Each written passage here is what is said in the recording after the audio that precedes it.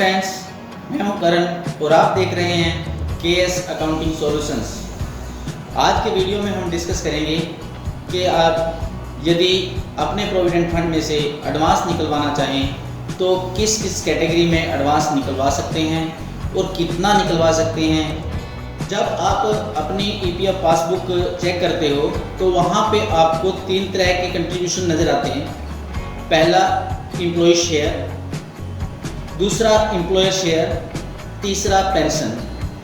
जो आपका employ share है वो राशि है जो आपकी वेजेस में से कटती है, और एम्प्लॉयर शेयर वो है जो आपका एम्प्लॉयर उसमें कंट्रीब्यूट करता है, और तीसरा पेंशन फंड है, इसमें पूरा का पूरा आपका एम्प्लॉयर कंट्रीब्यूट करता है। लेकिन पेंशन फंड में से आप कभी भी एडवांस नहीं निकलवा सकते।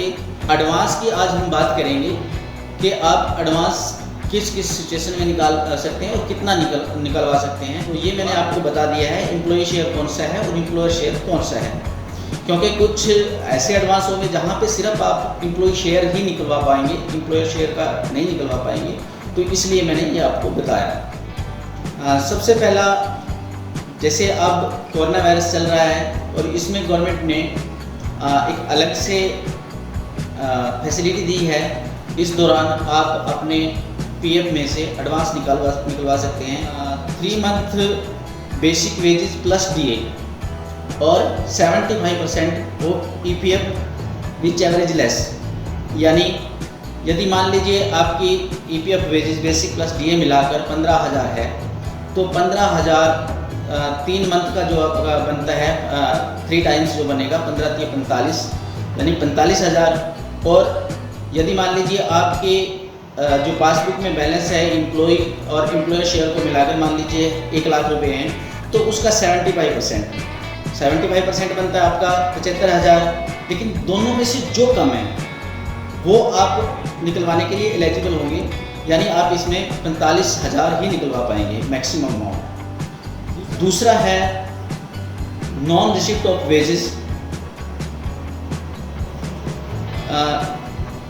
कई बार क्या होता है, जैसे आपका फैक्ट्री है या आपका एस्टेब्लिशमेंट है, उसमें किसी वजह से काम बंद हो जाता है, और काम बंद हो जाने की वजह से आपको सैलरी नहीं मिल पाती। तो इस केस में यदि आपको 2 महीने तक की वेजेस नहीं मिलती है, तो इस केस में आप अपना एडवांस निकलवा सकते हैं। लेकिन इसमें ध्यान रहे, अगर आपकी फैक्ट्री बंद होने का रीज़न स्ट्राइक है तो उस केस में आप एलिजिबल नहीं होंगे। ये नॉर्मल केस में यदि स्ट्राइक के अलावा किसी और वजह से आपकी फैक्ट्री में काम बंद होता है, आपके एस्टेब्लिशमेंट में काम बंद होता है और आपको वेजेज नहीं मिल पाती, तो इस केस में आप एडवांस अपने प्रोविडेंट फंड में से निकलवा सकते हैं। और इसमें आपका जो एम्प्लॉय शेयर है, जो आपका एम्प्लॉय शेयर में बैलेंस है और उसमें जो इंटरेस्ट है, एम्प्लॉय शेयर और इंटरेस्ट को मिलाकर आप पूरा का पूरा पैसा निकलवा सकते हैं। और इसकी कोई लिमिट नहीं है, इसको आप जितनी बार मर्जी निकलवा सकते हैं, बशर्ते आपको 2 महीने तक की वेजेज ना मिली हो। तीसरा रीजन है इलनेस का। इलनेस का मतलब यदि आपके या आपकी फैमिली में किसी को कोई बीमारी आ जाती है, जैसे टीबी, कैंसर या और भी कोई बड़ी बीमारी, और उसके इलाज के लिए यदि आप पैसा निकलवाना चाहिए तो इसमें आप एडवांस निकलवा पाएंगे।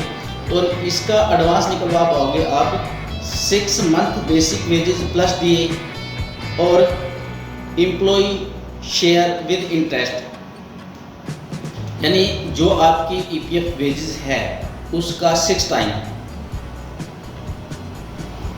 या जो आपके एम्प्लॉय शेयर में बैलेंस पड़ा है विद इंटरेस्ट, वो दोनों में से जो कम होगा वो आप निकलवा पाएंगे। और इसको भी आप जितनी बार मर्जी निकलवा सकते हैं, इसकी भी कोई लिमिट नहीं है। फोर्थ है नेचुरल क्लैमिटीज़। नेचुरल क्लैमिटीज़ मतलब यदि आपके क्षेत्र में कभी बाढ़ आ जाती है, भूकंप आ जाता है, इस तरह की सिचुएशन में आपकी किसी प्रॉपर्टी को नुकसान हो जाता है, तो उस केस में आप प्रोविडेंट फंड से एडवांस निकलवा पाएंगे।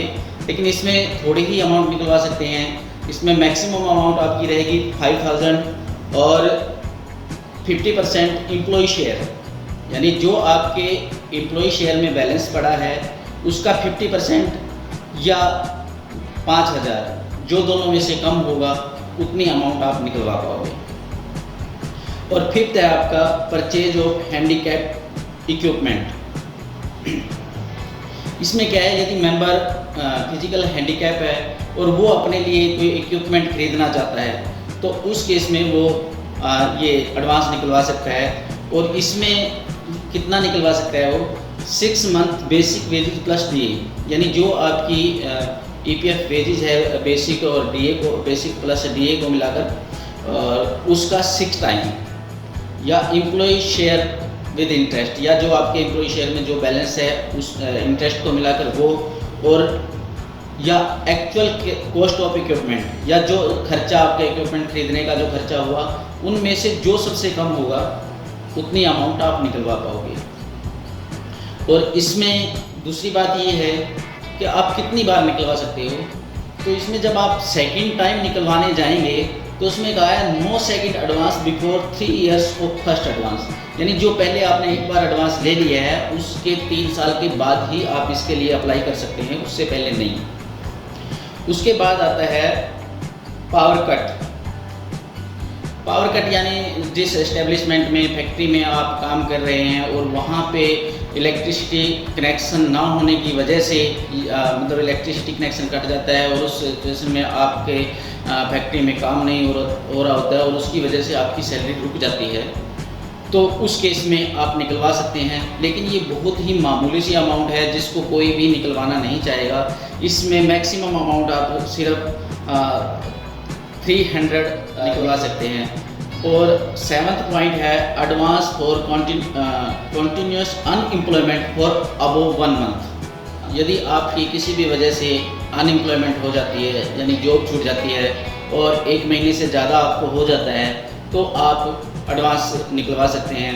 और इसमें कितना निकलवा सकते हैं, इसमें निकलवा सकते हैं आप 75% ऑफ एम्प्लॉय शेयर, यानी जो आपके एम्प्लॉय शेयर में बैलेंस है उसका 75% आप निकलवा सकते हैं। और इसमें भी कोई लिमिट नहीं है, आप जितनी बार मर्जी निकलवा सकते हैं। 8 है कंस्ट्रक्शन ऑफ हाउस। इसको आप इस कैटेगरी में यदि आप एडवांस निकलवाना चाहे तो आपकी सबसे पहले तो मिनिमम जो आपकी सर्विस है वो 5 साल की होनी चाहिए। यदि आपकी सर्विस 5 साल की हो जाती है तब ही आप इस कैटेगरी में एडवांस निकलवाने के लिए एलिजिबल होंगे।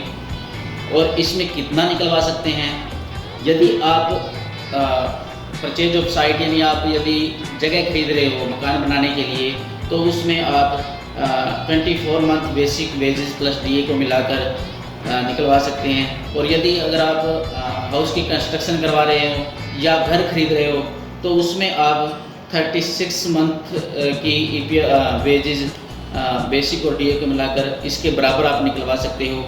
और